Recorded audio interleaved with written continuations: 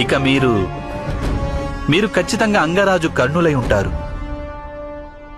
మీ మొహంలో కనిపించే తేజస్సు చూసి ఎవరైనా మీ సామర్థ్యాన్ని తెలుసుకోగలరు. ప్రణామాలు. ప్రణామాలు వాసుదేవా. మిమ్మల్ని కలవడం నా అదృష్టంగా భావిస్తున్నాను. సమస్త ఆర్యావర్తంలోనూ మీ ధర్మం గురించే చెప్పుకుంటున్నారు. ధర్మం అంటేనే అలాంటిది అంగరాజా కర్ణ.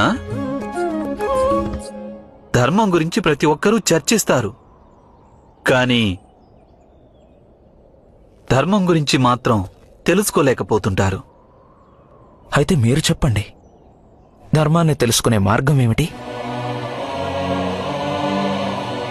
ధర్మం వలన గౌరవం లభిస్తుంది అంగరాజా.